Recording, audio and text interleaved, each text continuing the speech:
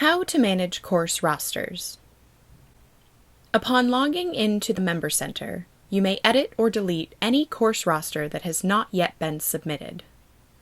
To do so, click on the Roster Management link in the menu at the left side of the page. On the following page, scroll down and select the Manage Roster option to the right of the roster you wish to edit under the Action column. When the roster page loads, click the Edit Course Info link at the top right. Proceed by making the desired changes to your roster. Once you are finished, click Submit.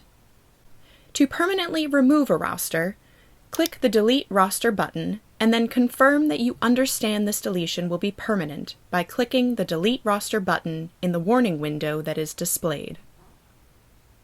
Please note, you may not delete rosters that have already been submitted.